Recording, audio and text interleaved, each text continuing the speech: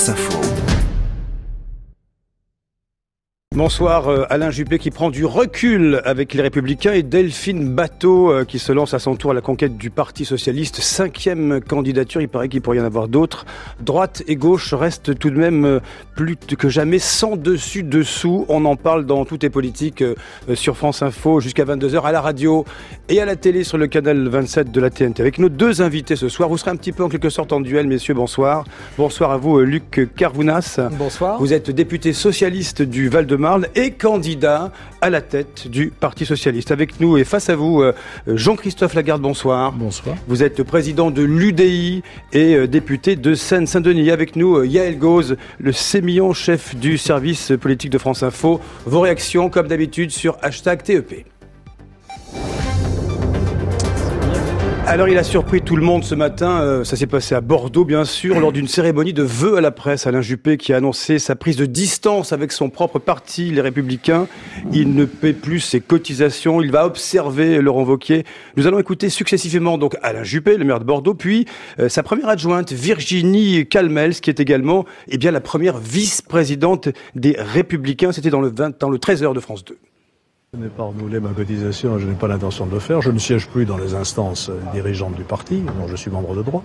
Et puis j'ai souhaité ne pas continuer à présider la fédération LR de la Gironde. Voilà, je me suis mis en position de recul et je vais observer ce qui se passe dans les prochains mois, en particulier dans la perspective des élections européennes. C'est dommage qu'il ne souhaite pas, au sein même de la famille politique, débattre. Chacun est libre de faire ce qu'il veut.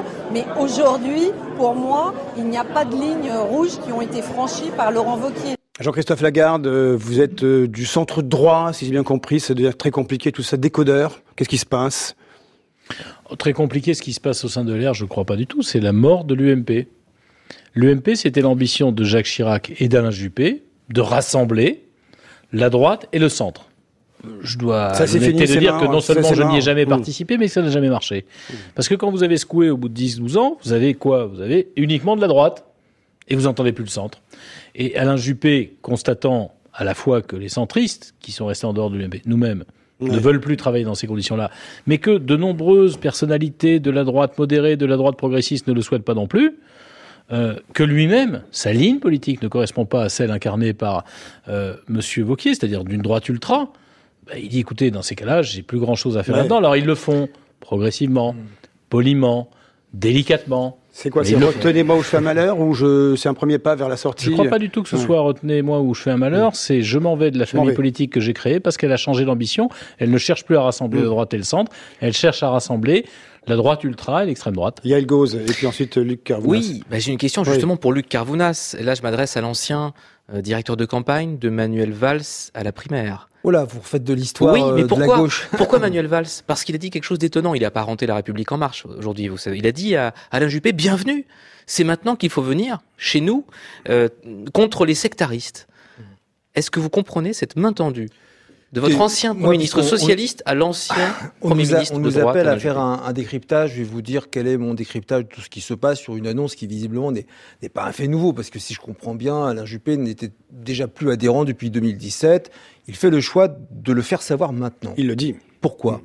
D'abord parce que c'est un homme politique de premier plan et qu'il a une stratégie très simple. Sa première stratégie en 2017 était que ses amis autour d'Édouard Philippe prennent les leviers de commandement dans ce gouvernement de droite emmené par Édouard Philippe et Emmanuel Macron. Ça, c'était la première étape. Nous sommes en 2017. Et puis nous arrivons en 2018, c'est la deuxième étape. Et la deuxième étape pour Alain Juppé, c'est de faire savoir que finalement cela fait 2 ans qu'il n'est plus adhérent de LR, l'UMP est morte depuis un petit moment, et de pouvoir se préparer, je vous le dis, à être le candidat tête de liste de la République en marche, parce que monsieur Alain Juppé, je pense qu'il a la stratégie aux élections européennes, d'être le candidat du PPE pour le Parlement européen et d'être le président du futur Parlement européen. De la Commission ou du Parlement, il y a différents président du Parlement européen. Voilà quelle est pour moi la stratégie d'Alain Juppé. Premier acte de... Oui, on le voit bien dans les commentaires qui ont eu lieu il y a quelques semaines. Il y a eu un petit rétropédalage parce qu'il a compris que c'était pas la bonne séquence. Regardez ce qu'il dit dans le morceau d'interview. Il dit « Je vais être attentif aux européennes ». La ficelle est un peu grosse. Voilà, vous me demandez de crypter, je décrypte. Très bien. Jean-Christophe Lagarde répondait à ce que dit Luc Carvounas. Je n'ai pas tellement envie de répondre parce que je ne suis pas le porte-parole d'Alain Juppé, mais il y a une chose que j'ai envie de vous dire. on peut avoir des acteurs, voire des commentateurs de la vie politique comme M. Carvounas qui disent voilà, il y a une petite magouille, une petite mafia, un petit machin qui se profile derrière ça. Moi, je crois qu'Alain Juppé, à l'âge qui est le sien, après avoir souhaité devenir candidat et éventuellement président de la République, il se fiche éperdument de votre petite... la langue de bois, c'est pas de votre niveau. De votre petite tambouille, machin. Comment il va faire Comment... Vous aspirez à être président d'une formation, apprenez à écouter les autres. Pas de langue de bois. Apprenez à écouter les autres, Monsieur Carvounas. Ça vous fera à nous et à nous tous le plus grand bien. Soyez Ce que je dis simplement, c'est que je n'ai aucune arrogance. Je vous demande simplement de laisser les autres s'exprimer. On n'est pas au PS. Oui, d'accord? Ça vous a déjà pas beaucoup réussi. Et donc, je suis en train de dire simplement que je pense qu'Alain Juppé n'a pas ce type d'arrière-pensée et que ce que ça traduit, c'est, disons les choses, et c'est à la fois une information politique importante et quelque chose qui n'est pas forcément une bonne nouvelle pour la droite, un divorce profond entre ceux qui étaient grosso modo les centristes, les chiraciens, même ceux qui se sont convertis à l'Europe, et les autres, et que ce divorce, il a lieu. Parce que Monsieur Bussereau, qui est le président de l'Association des départements de France, il a décidé de prendre congé du parti. C'est pour être président du Parlement européen. Et quand les uns et les autres quittent, c'est simplement qu'ils ont une fracture idéologique. Il n'y en a pas eu chez vous, sans doute. Mais à droite, il y en a une. Il y a un droit de réponse, là, de droit de suite quand même dans ce que vous dites, Jean-Christophe Lagarde. Vous dites divorce avec les Républicains. Vous aviez dit il y a quelque temps plus jamais d'alliance avec les Républicains. Et là, il y a 2 tests électoraux dans les partiels territoire de Belfort et Val d'Oise où l'UDI, que vous incarnez, soutient les candidats, les Républicains, comprennent qui pourra. Mais parce que vous ne cherchez pas à comprendre, donc je vais vous expliquer. Si, c'est très simple. C'est concret, très simple. Il y avait une alliance systématique, automatique, obligatoire, quasi obligatoire entre les centristes et la droite. Elle n'a plus cours. Et il se trouve que, et je l'ai dit, travailler avec Alain Juppé, travailler avec Xavier Bertrand, travailler avec Valérie Pécresse ou Christian Estrosi, ça ne me pose pas de problème. C'est-à-dire que les LR qui restent sur cette ligne-là, et qui sont des gens qui... Non, vous coupez pas au milieu. Là, pour le compte, pas sur ça. Parce que c'est important. Les gens qui restent sur la ligne politique, qui a fait que nous étions alliés, très bien. Et puis ceux qui ont décidé de dériver vers la droite ultra, eh ben non. Et comme le parti s'incarne désormais autour d'une ligne votée par les militants de droite ultra, à chaque fois qu'on trouvera des gens avec qui on partage des valeurs, on pourra les soutenir. Le reste du temps, ce sera... Ça s'appelle la stratégie du tirage et grattage. Vous allez surtout, Monsieur Carvounas, avoir quelques surprises parce que vous verrez que nous aurons dans d'autres circonscriptions une position exactement inverse. Allez, 21h11 sur France Info, le rappel de l'info avec vous, Diane Ferchit. Un plan pénitentiaire global d'ici fin février. Emmanuel Macron affirme en avoir fait la demande. Ce plan devrait porter sur l'immobilier des prisons, le renseignement pénitentiaire et les personnels. Une annonce qui intervient alors que les surveillants sont toujours mobilisés ce soir.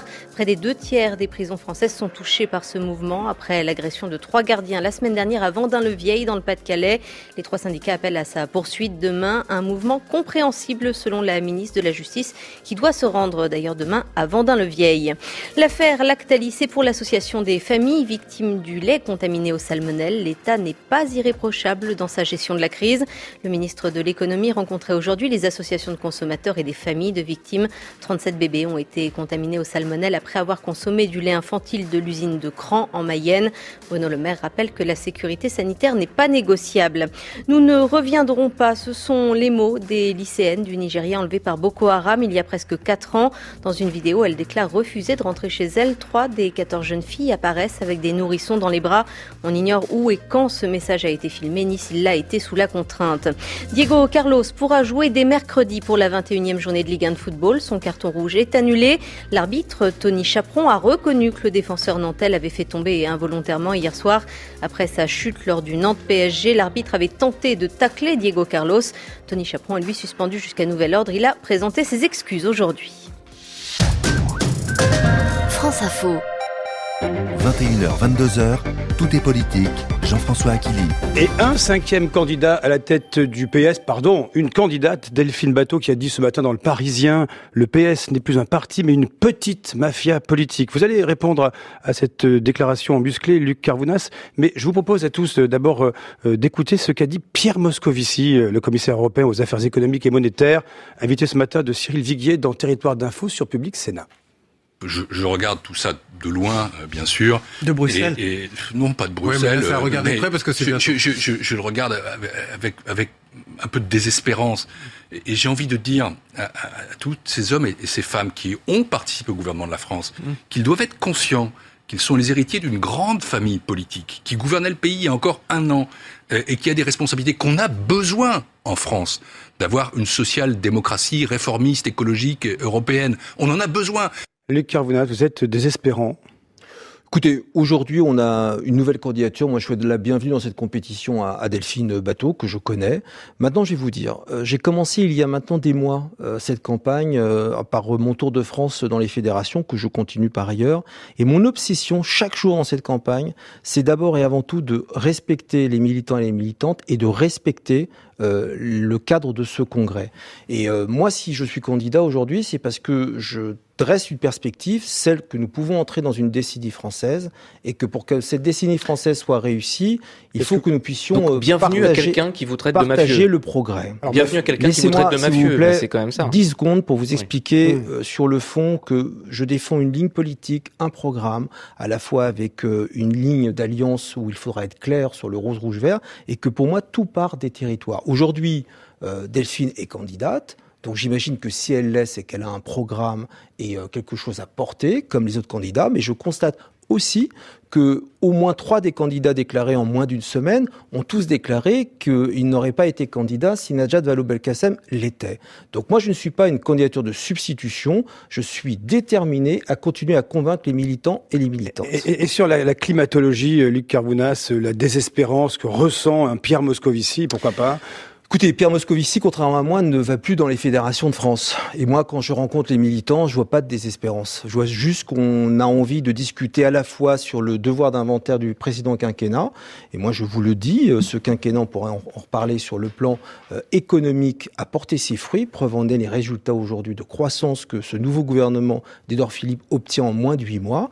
Et puis, nous aurons à faire cette introspection de pourquoi la gauche au pouvoir a autant raté le rendez-vous vis-à-vis des Français. Et c'est pour cela qu'ils nous ont tourné le dos. Est-ce que pour autant... C'est quoi, c'est le devoir d'inventaire, c'est ça ? Devoir d'inventaire, sans devoir d'inventaire, on ne passera pas une nouvelle étape. Et moi, je crois au clivage gauche-droite, preuve en est les politiques publiques qui sont menées. Et je crois que dans ce rendez-vous avec nos militants, nous pouvons relever le drapeau socialiste. Et c'est sur ça que je me bats. Jean-Christophe Lagarde, le PS et UDI, enfin le parti centriste, même combat. Vous avez pas mal d'élus en région, mais Paris, c'est un petit peu la déliquescence de tout ça, non ? Enfin, si je peux me permettre, même combat, pour moi, les combats politiques, ils se font à partir de clivages d'idées. Reconnaissez que les familles se désagrègent, quoi. C'est ça que je voulais dire. Attendez, c'est autre chose. Mais ce n'est pas parce que tous les partis politiques traditionnels, habituels, ont connu d'énormes difficultés au cours de l'année 2017, qu'elles en connaissent sans doute pour certaines en 2018, que les différences d'idées n'existent pas. On dit idéologie, enfin doctrine, appelez ça comme vous voulez. Et donc ces différences-là, elles sont utiles. Est-ce qu'elles passent, d'une différence que j'ai avec M. Carvounas, est-ce qu'elles passent par cette ligne droite-gauche, où il faudrait grosso modo qu'à chaque fois que quelqu'un soit de droite, pour les gens de droite, il ait raison, et pour les gens de gauche, il ait tort, ou vice-versa dans l'autre sens? Je ne le crois pas. Et je pense d'ailleurs que c'est la formidable leçon que les Français ont donnée aux vieux appareils politiques. Alors c'est vrai que pour nous, c'était compliqué d'exister là-dessus. C'est beaucoup plus facile de dire, voilà, comme n'importe quel Français d'ailleurs. Et c'est la réponse à la question que vous posiez sur des élections législatives ou autres, ou municipales demain. Sur ça, nous sommes d'accord. Et sur ça, nous sommes en désaccord. Mais ne plus jouer ce jeu de rôle absurde où on est en désaccord. Excusez-moi, il y a quand même un président de la République, François Hollande, un Premier ministre, Manuel Valls, qui ont en réalité été sociaux-démocrates à la tête du pouvoir, mais qui refusaient absolument, parce qu'il fallait maintenir la fiction du mot socialiste. D'ailleurs, à tel point est-ce une fiction que le groupe socialiste ne s'appelle plus. Mais je pourrais en servir autant alors pour les répondez républicains. à ça, Luc Carvounas. Moi, je ne suis pas étonné de l'analyse et de l'approche qu'a Jean-Christophe Lagarde sur le clivage gauche-droite. Il est le patron du centre.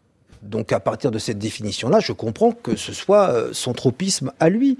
Maintenant, moi je crois à ce clivage gauche-droite. J'y crois et on l'a bien ressenti dans le cadre du projet de loi de finances. Excusez-moi, mais quand 5 milliards de cadeaux fiscaux sont faits aux 100 familles les plus riches de ce pays, tandis que l'ensemble de nos compatriotes vont voir leur impôt ménage s'alourdir de 4,5 milliards, s'il n'y a pas une différence entre des politiques publiques qui doivent être partagées par tous et pour tous, c'est ce que j'appelle ce progrès partagé qui doit être un cap. Bah oui, sur Delphine Batho, j'ai été juste étonné du propos que j'ai trouvé très dur, notamment quand on cherche à être chef de parti, on commence par essayer d'avoir des propos qui rassemblent et qui rassurent. Voilà, j'imagine qu'elle est très énervée de ce que l'on a lu. Moi aussi, je l'ai été d'ailleurs depuis des semaines où certains se retrouvent quasiment en conclave dans des salons parisiens pour décider à la place des militantes et des militants. J'imagine que cette colère-là s'est formalisée de manière un peu trop vive dans son propos. Mais encore une fois, il faut faire attention aux mots que l'on emploie. La campagne a à peine commencé au Parti Socialiste qu'il y a donc ces excès verbaux, si on peut les qualifier comme ça, donc mafia chez Delphine Batho. Et Julien Drey, qui s'interroge lui aussi sur sa candidature, parle des rafles concernant la circulaire Collomb dans les centres d'hébergement d'urgence. Est-ce que vous dites, oh là, attention, là, on est entre nous, entre socialistes, déjà bien rétrécis, et en plus, on commence à partir en vrille sur les mots. On ne parle pas les mêmes choses. Là, vous êtes en train de me parler de l'expression d'une candidate au poste de premier secrétaire et c'est la campagne qui provoque ça. L'expression politique d'un responsable du Parti socialiste vis-à-vis de la politique mise en œuvre sur la question des migrants par le gouvernement actuel. Et moi, je ne suis pas là, cela fera plaisir à Jean-Christophe Lagarde, pour commenter ce que disent les uns et les autres. Si vous voulez m'interroger sur le fond de mes propositions, parce que c'est soit qui doit nous intéresser, nous rassembler, je serai à ce rendez-vous-là. D'un mot, le Parti socialiste demain, vous y croyez? Parce que c'est quand même, vous avez été démantibulé, un coup à droite, un coup à gauche. Mais le PS, c'est cette gauche, un coup chez Macron. Le PS, c'est cette gauche arc-en-ciel que j'appelle de mes voeux, qui doit s'ouvrir au-delà des simples partis, aux forces vives, aux associations, aux syndicats. Il existe dans des centaines de villes, dans des dizaines de départements et dans des régions. Donc aujourd'hui, et c'est pas seulement parce qu'il y a eu un congrès qui s'appelait le congrès d'Alfortville en 69, quand Gaston Defferre faisait à peine 5%, vous voyez, encore moins que Benoît Hamon, notre dernier candidat. Il y a eu ce congrès, il y a eu le congrès d'Épinay, et il y a eu François Mitterrand qui a été élu 12 ans plus tard président de la République. Je suis de cette génération qui retrousse les manches et qui va aller se battre sur le champ des idées et sur le sujet de nos politiques publiques, où on démontre que la gauche et la droite, c'était pas la même chose. Allez, 21h20 sur France Info, le retour de l'info, Diane Ferchit. Il n'y aura pas de procès. Les juges d'instruction ont rendu un non-lieu dans l'enquête sur des accusations de viol en Centrafrique. Non-lieu en faveur des militaires français mis en cause, des soldats de l'opération Sangaris. L'affaire avait éclaté en 2015. Le quotidien britannique The Guardian avait révélé les auditions de jeunes garçons âgés de 9 à 13 ans par l'ONU. Ce sont eux qui accusaient les militaires de viol en échange d'argent et de nourriture. Près des 2/3 des prisons françaises touchées ce lundi par le mouvement des surveillants de prison. Au moins 50 établissements ont été bloqués. Un mouvement de soutien à 3 gardiens agressés jeudi dernier par un détenu djihadiste dans le Pas-de-Calais. Il devrait se poursuivre demain. Le directeur de cette prison de Vendin-le-Vieil a annoncé sa démission. Emmanuel Macron a lui annoncé un plan global pour les prisons. Il portera notamment sur les personnels, un plan qui sera présenté d'ici la fin février.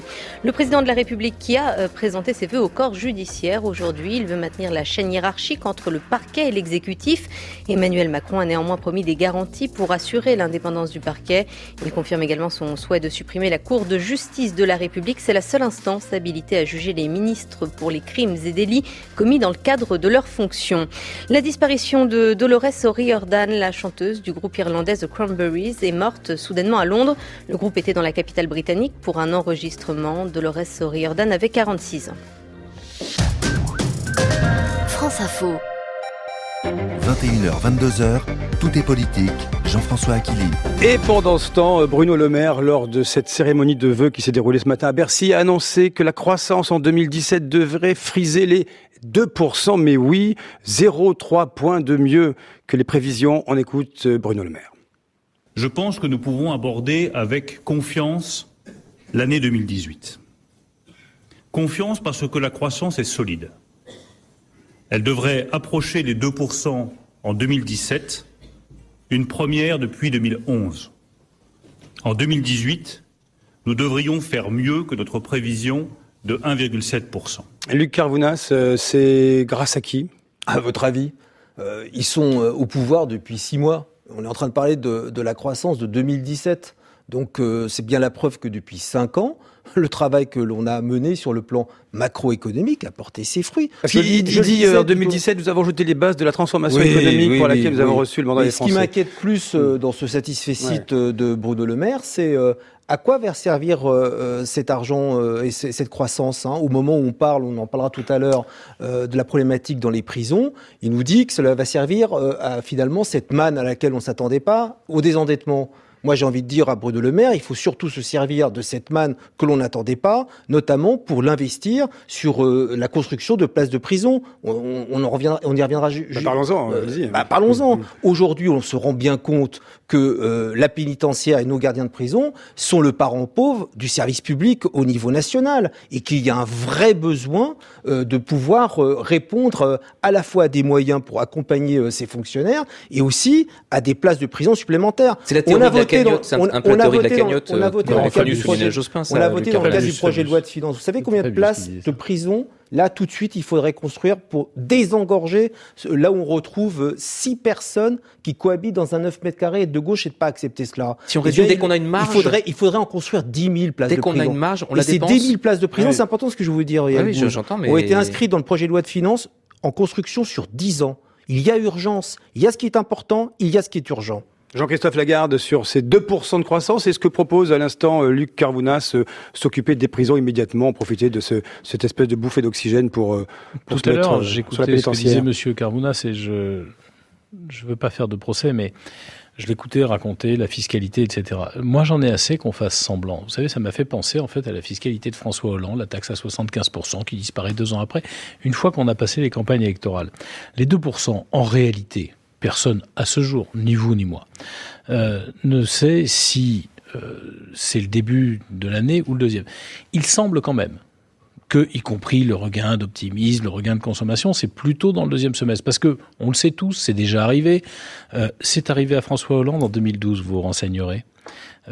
L'élection présidentielle, elle crée une forme d'enthousiasme, d'emballement qui est favorable à la croissance. Et d'ailleurs, quand le ministre de l'économie dit près de 2%, l'INSEE dit 1,9%, donc il essaye de tirer vers le haut pour donner confiance aux gens, pour emballer la machine, et c'est le rôle de tous les ministres de l'économie. Maintenant, allons sur la proposition, en tout cas l'esquisse que faisait M. Carvounas.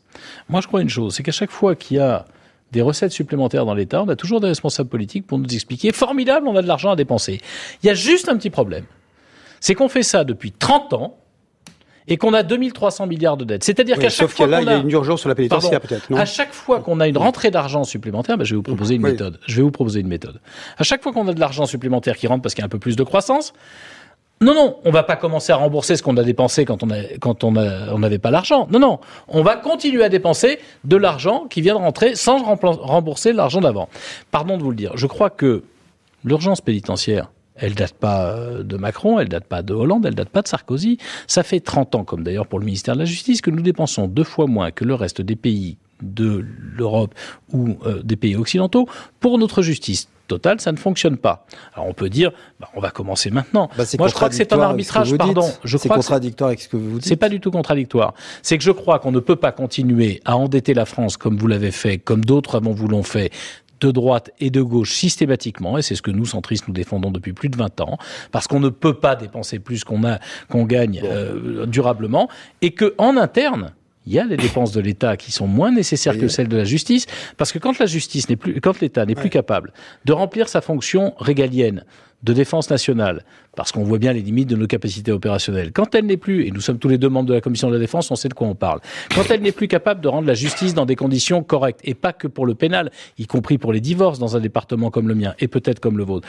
quand on n'est plus capable de protéger nos policiers correctement et de mettre les effectifs nécessaires, ça c'est ce qu'on attend de l'État. Et l'État aujourd'hui, il fait tout avec de l'argent qu'il n'a pas, sauf ce qu'il est le seul à pouvoir faire. Ce qui est sûr, c'est qu'avec Jean-Christophe Lagarde, on ne sera pas d'accord, mais si on reprend les prévisions INSEE, premier semestre 2017, on a annoncé déjà de bons résultats. Donc je veux bien qu'on m'explique que tout s'est passé depuis le mois de juin. La prévision de croissance du budget socialiste fin 2016, c'était combien ? Après, quand j'entends Jean-Christophe Lagarde... La prévision de croissance du budget de votre gouvernement, c'était combien ? Laissez finir et plus un politique. C'est une question faire de la intéressante. politique, c'est de hiérarchiser les priorités. Donc je viens d'entendre Jean-Christophe Lagarde qui nous dit qu'il y a eu d'urgence sur la pénitentiaire depuis 30 ans, mais que surtout, il faut rien faire. Je crois que vous avez été maire, Monsieur Carvounas.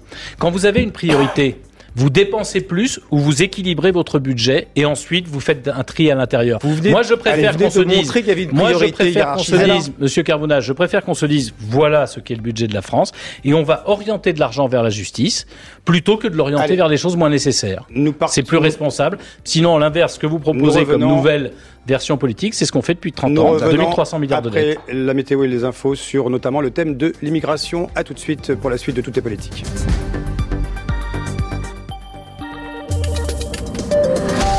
Les éditions Radio France présentent le livre CD La vie intérieure de Christophe André. La vie intérieure racontée par un expert de l'âme humaine pour se connaître, se comprendre et mieux conduire son existence. Prenez bien soin de vous et ne perdez jamais le lien avec vous-même. La vie intérieure, un livre CD coédité par Radio France. Jeudi 1er février à Radio France, sonate pour violoncelle et piano. Jean-Guyen Queyras et Alexandre Tarot interprètent les sonates de Bach, Shostakovich, Berg et Brahms. Jeudi 1er février, 20h, Queyras et Tarot, une alliance intime. Réservation maisondelaradio.fr. Auditorium de Radio France. Entrée au cœur du concert.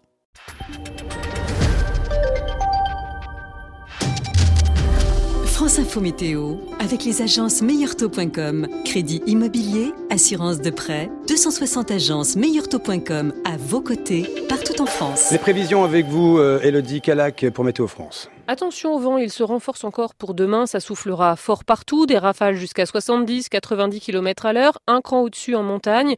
La Corse, elle, est en vigilance orange, prudence, le vent sera violent jusqu'à 130-150 km à l'heure, plus sur les caps la nuit suivante.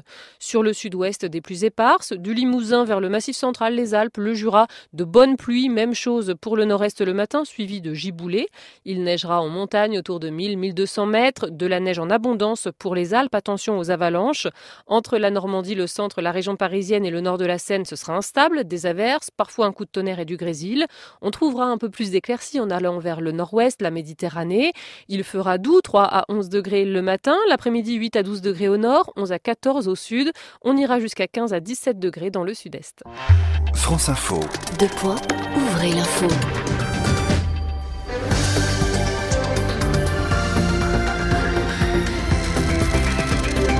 France Info, il est 21h30. Toute l'info avec vous, François Lepage. De possibles turbulences quant à l'avenir de l'A380. Airbus évoque publiquement pour la première fois l'hypothèse d'un arrêt de la production. Le programme est boudé par les clients depuis 2 ans et suspendu aux commandes de son principal donneur d'ordre, la compagnie Emirates.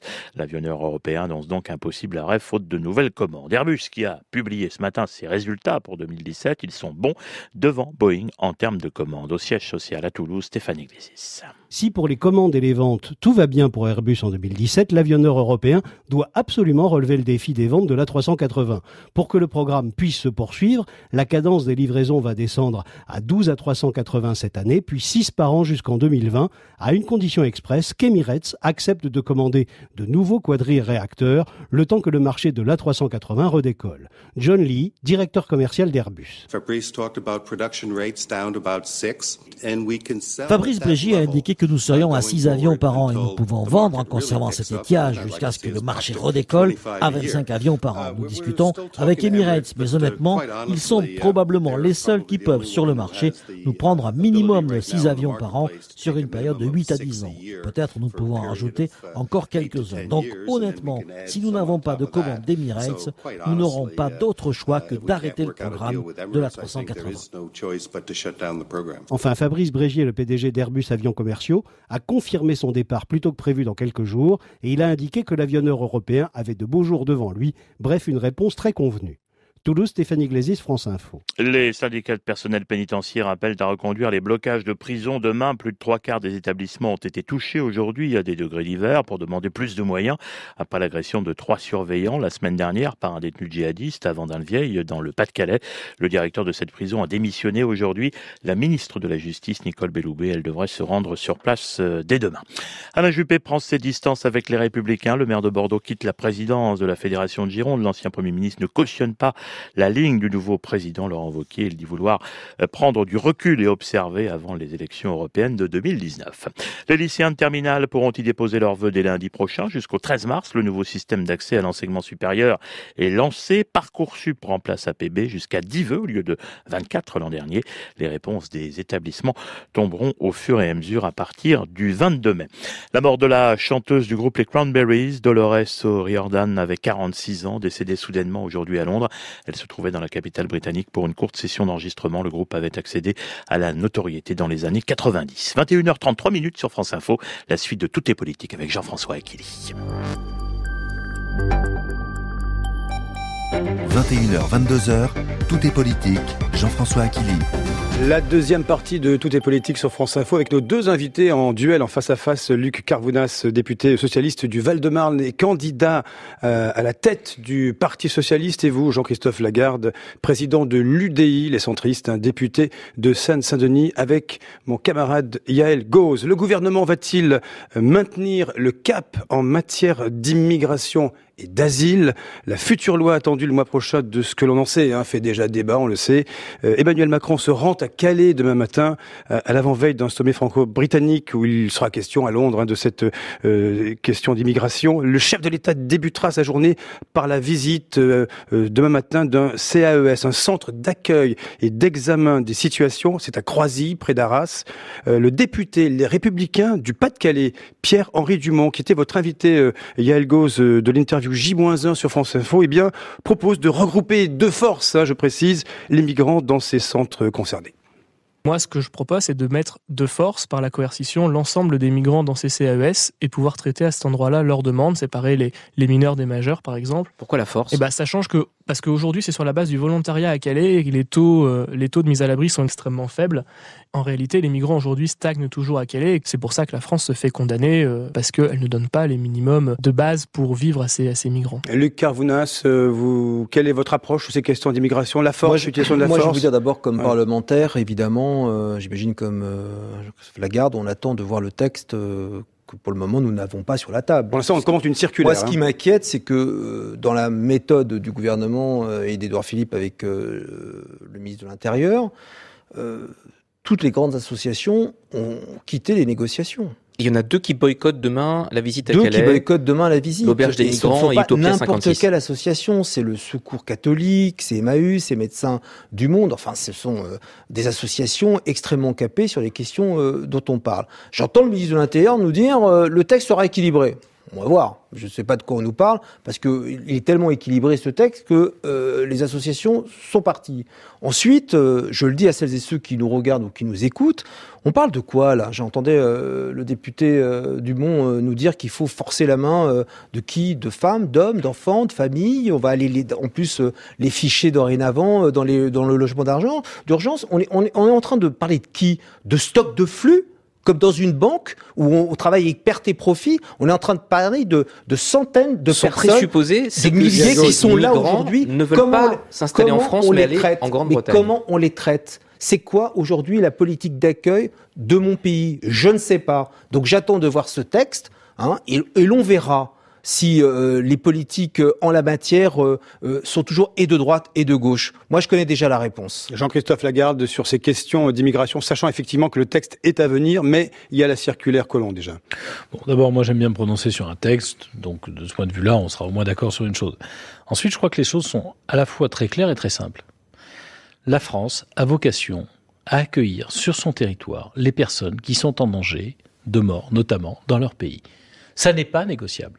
Les réfugiés. Pardon, ça s'appelle des réfugiés, ça s'appelle le droit d'asile. La France n'a pas vocation à accueillir les personnes qui ne sont pas en danger dans leur pays et qui souhaitent un avenir meilleur ailleurs. Parfois en France, vous aviez raison, monsieur Gauz, parfois ailleurs.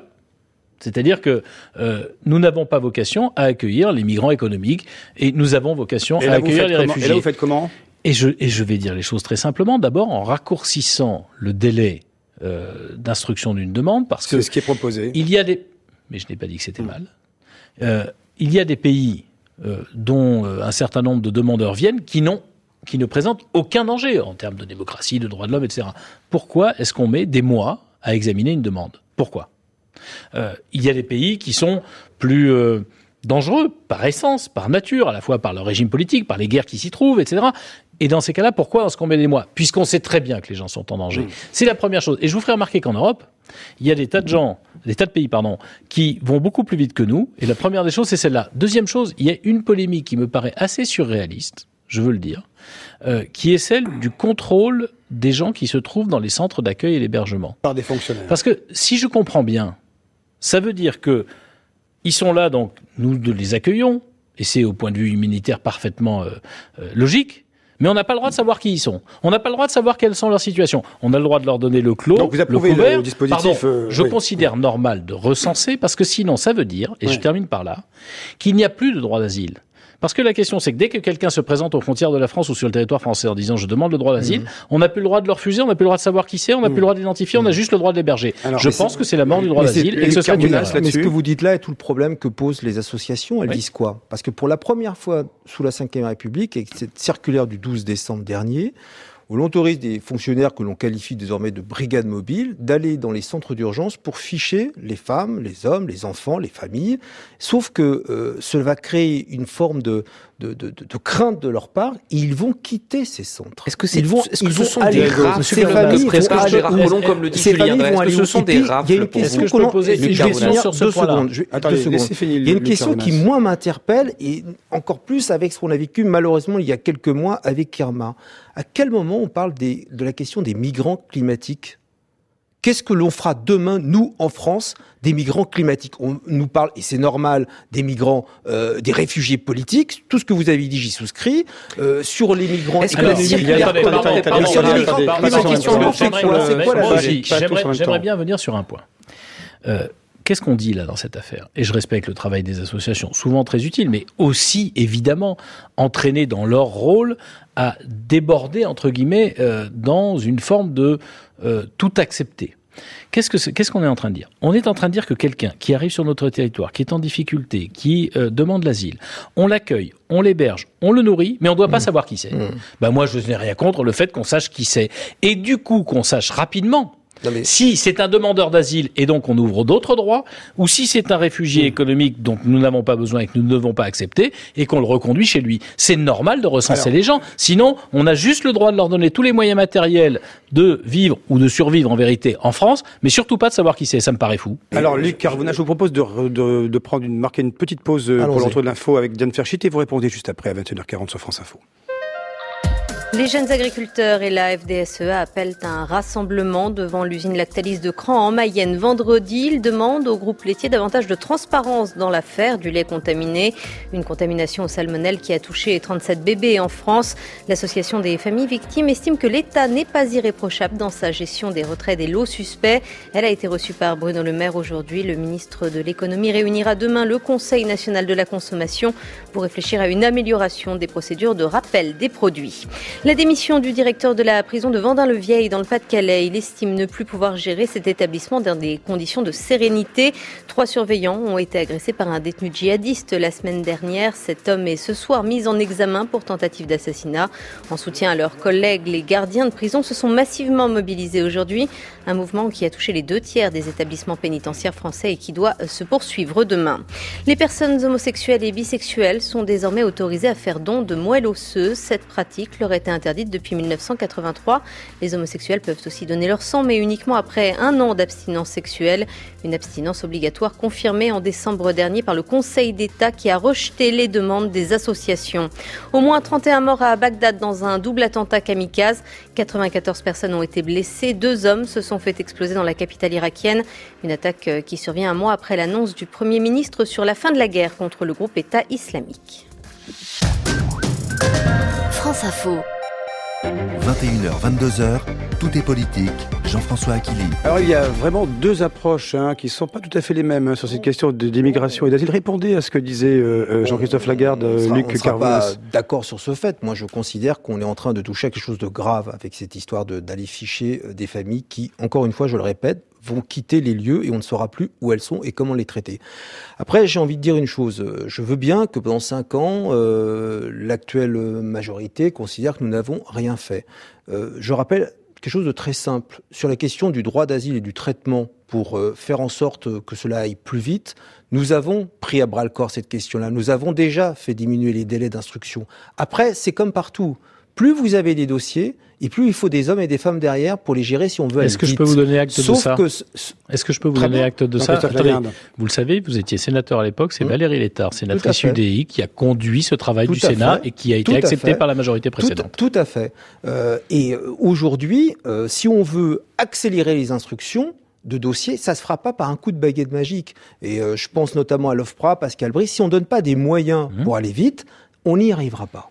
Moyens juridiques et humains. Tout à fait. Parce qu'il y a des pays, je le disais tout à l'heure, dont on considère que la sécurité n'est pas assurée, alors que ça évolue. En fait, cette liste n'a pas changé depuis trop longtemps. Et des moyens humains. Mais des moyens humains, ça nécessite, par exemple, de savoir qui est demandeur et d'interdire qu'on multiplie les demandes. Il y a par exemple, je le lisais dans une dépêche AFP, donc je ne sais pas si c'est dans le texte, il y a par exemple une mesure qui me paraît intelligente, c'est de dire que quand on vient pour demander l'asile politique, on n'a pas, à l'issue de sa demande d'asile politique, la possibilité de le demander pour d'autres raisons. Parce qu'on sait très bien qu'il y a des gens qui enchaînent les demandes, ça c'est l'abus du droit d'asile. Moi, ma crainte, c'est qu'à force de laisser le droit d'asile en danger, parce qu'on ne se donne pas le droit de refuser et d'accepter, et je veux qu'on accepte, et j'ai même, du temps de François Hollande, fait un article dans Le Monde pour expliquer qu'on devait en accueillir beaucoup plus que les 12 000 acceptés par Valls et par Hollande, parce que ces gens-là étaient en danger de mort, parce qu'ils mouraient noyés en Méditerranée, parce que la France devrait avoir honte de son comportement à ce moment-là, mais les gens en danger de mort, pas les autres. Allez, sur ce thème-là, ultime question avec vous, Yael Gauze. Question au socialiste Luc Carvounas. Est-ce que vous cautionnez, est-ce que vous approuvez Julien Drey, votre camarade socialiste, quand il dit que la circulaire Collomb prépare des rafles dans les centres d'accueil? Non, je l'approuve pas, parce que cette expression nous renvoie à une période de notre histoire sombre, et encore une fois, les mots ont du sens quand on les emploie, surtout ceux-là, et je pense que c'était une erreur qu'il les emploie, et qu'il emploie ce mot. Et Monsieur Carvounas, je vous en remercie, j'ai longtemps été maire de Drancy, et le mot rafle, ça a un sens dans la langue française, Julien Drey ne devrait pas dire des choses pareilles. Et nous verrons demain ce qu'il sortira de cette visite présidentielle à Calais concernant ces sujets de l'immigration et de l'asile. Je voudrais vous soumettre, messieurs, ce qu'expliquait tout à l'heure Diane Ferchy dans le rappel de l'info au sujet de Lactalis.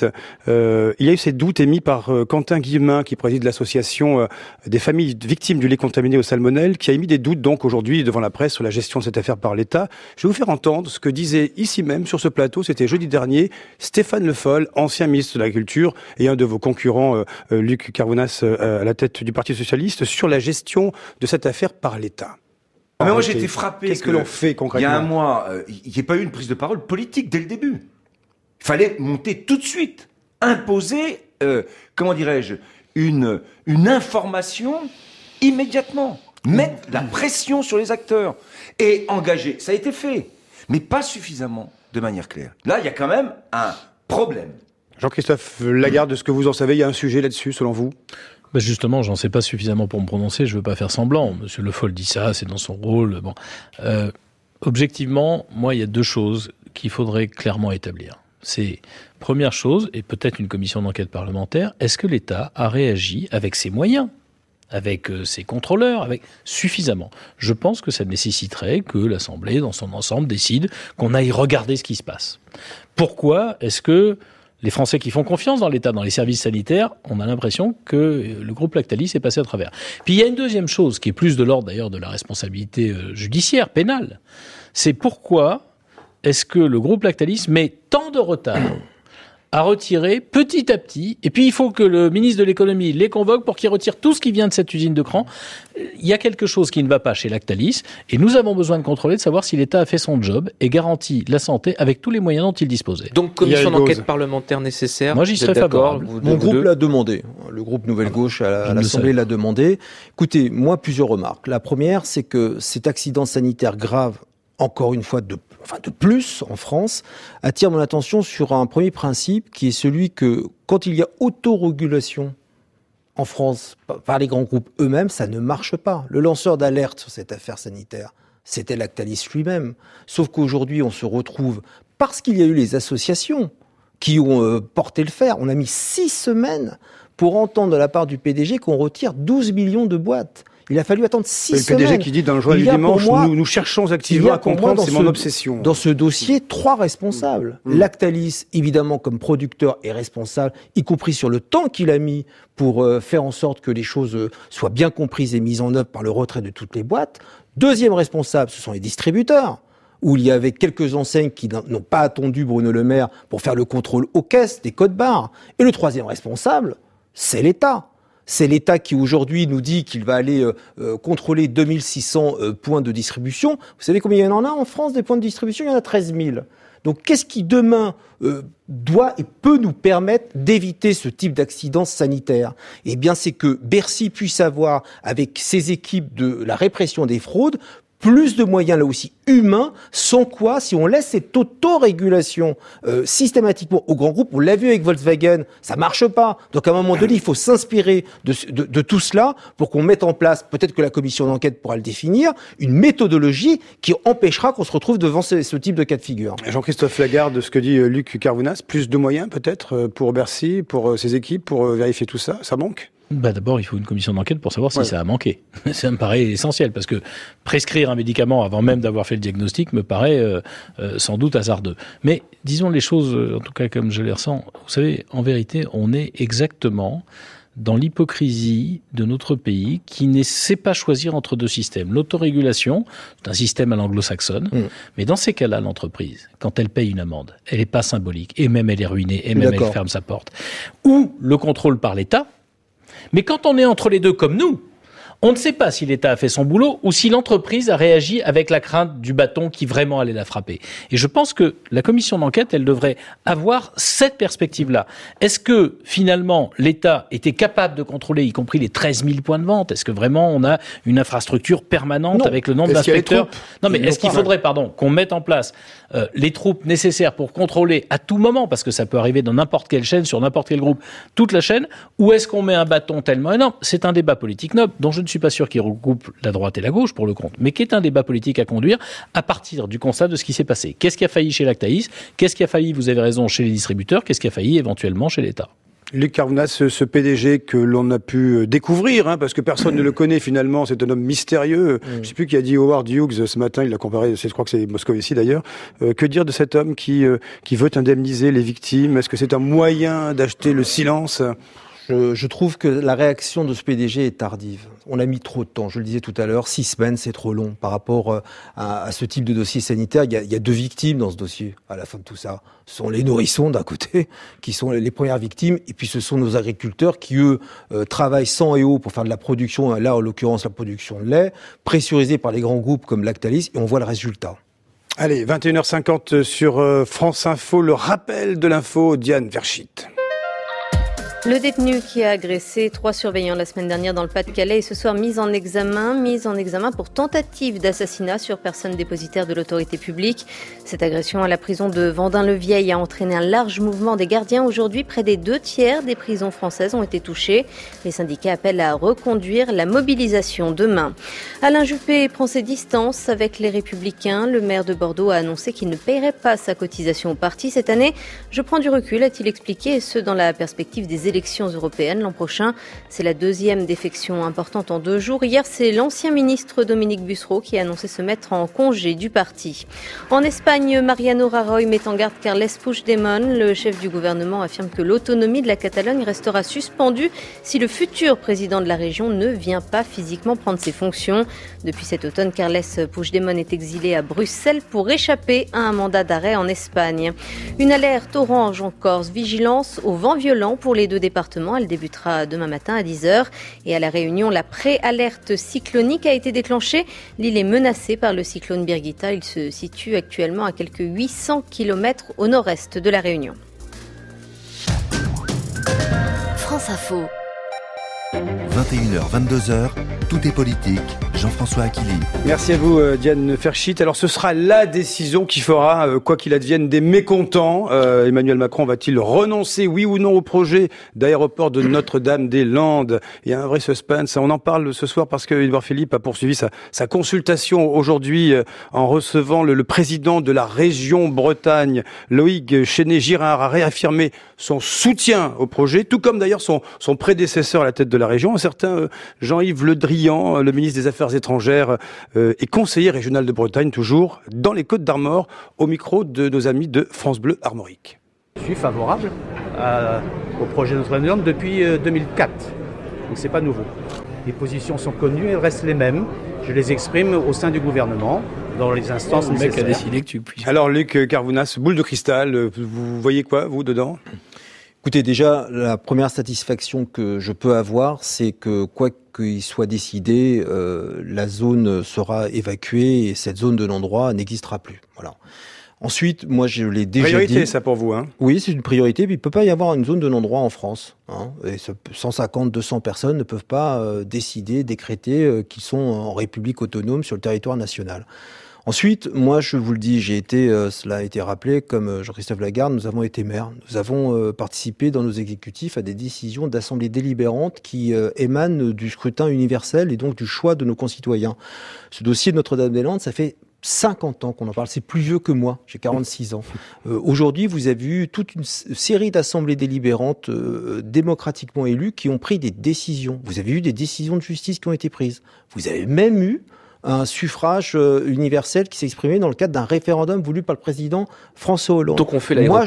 Moi, je demande que la démocratie en France soit respectée et que l'on construise Notre-Dame-des-Landes, parce que je me mets aussi à la place des Nantais qui vont devoir subir par peut-être une reculade des turbulences sonores supplémentaires avec des voies aériennes supplémentaires, parce que du jour au lendemain, on nous explique, contrairement à tous les travaux menés par des élus pendant des décennies et des experts, que, comme de par hasard, on peut agrandir l'aéroport actuel. Je crois que ce ne serait pas un joli message envoyé par Édouard Philippe et le président Macron que de ne pas respecter la démocratie. Jean-Christophe Lagarde, vous êtes sur la même position que Luc Carvounas ?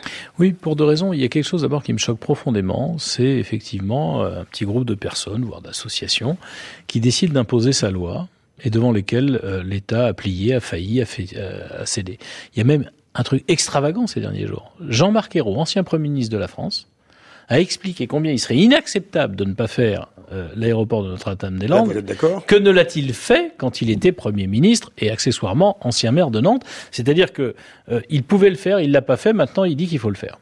Deuxième chose, M. Carvounas a raison, toutes les élections municipales, départementales, régionales, législatives, depuis plus de 40 ans, donnent une majorité aux gens qui souhaitent la réalisation de cet aéroport, un référendum organisé par M. Hollande. Je ne sais pas, au fond, j'ai pas le dossier technique, s'ils ont raison ou s'ils ont tort, mais enfin, quand on fait voter 5 fois, 10 fois, 20 fois les Français sur un sujet, on n'applique pas la décision des Français. Quand mais on où vous est-on ? écoute tous les deux, on se dit qu'il y aurait une vraie cassure prochainement si Édouard Philippe décrétait donc un plan B pour l'aéroport. Vous deux élus. Si on décide de faire voter les Français, les Français et qu'on fait le contraire. La votation locale a été contestée quand même. Attendez, excusez-moi, un président de la région, il se trouve que c'était M. Bruno Retailleau, qui a fait campagne pour. Les socialistes aussi faisaient campagne pour. C'est-à-dire que les gens, j'avais regardé ça sur l'élection départementale en Loire-Atlantique, c'était fascinant. Il y avait, je crois, s'il y a peut-être 2 ou 3 élus écologistes. 2 d'entre eux étaient élus dans les binômes avec le Parti socialiste qui défendait l'aéroport de Notre-Dame-des-Landes. Un seul s'y opposait sur l'ensemble de l'Assemblée départementale. Mais dans quel département, ni dans le vôtre, ni dans le mien, ni ailleurs, on arrête un projet ressenti d'intérêt public, choisi d'intérêt public par les citoyens et par leurs élus? Dans quelle République sommes-nous? Ou sommes-nous en République dans ces cas-là? Et la même question va se poser très vite pour l'enfouissement des déchets nucléaires sur le site de Bure, dans la Meuse, où se donnent rendez-vous les zadistes pour leur prochain combat. Là, même question. Mais ça ne finira pas. Ça ne finira pas. Donc, il faut aujourd'hui procéder par méthode. Et aujourd'hui, la première réponse que l'on a apportée, c'est sur ce dossier de Notre-Dame-des-Landes, parce qu'en fonction de la réponse du gouvernement et du président, soit ce gouvernement recule et ce sera un échec de la démocratie. Et toutes les portes seront ouvertes aux zadistes demain pour contrer tout aménagement du territoire et son développement. Et alors on entrerait dans autre chose. Et en tous les cas, moi je vous le redis, cet aéroport doit être construit tout simplement parce que pendant 40 ans, les habitants de cette région l'ont demandé. Mais vous savez, on est au fond dans le même sujet que vous évoquiez au moment, pardon de ce raccourci, mais au moment du problème de la sécurisation des gardiens de prison ou des policiers. Est-ce que l'État sait encore faire respecter une décision légitime, décidée? On a décidé légitimement que les policiers nous protégeaient, que les gardiens de prison gardaient les gens dans les prisons. On les protège. On a décidé qu'il y avait... Il a été décidé à de multiples reprises que l'aéroport de Notre-Dame-de-Lande se faisait.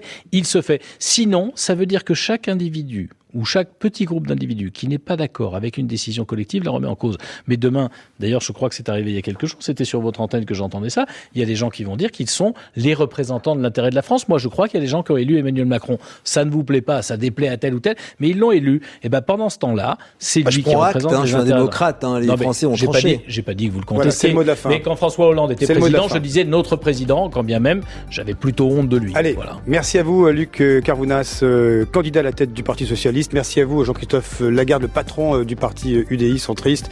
Merci, Yael Gauze. Je vous retrouve ma part demain soir pour une prochaine édition de Tout est politique sur France Info. Merci. Politique sur France Info. Merci. Politique sur France Info. Merci. Politique sur France Info. Merci. Politique sur France Info. Merci. Politique sur France Info. Merci.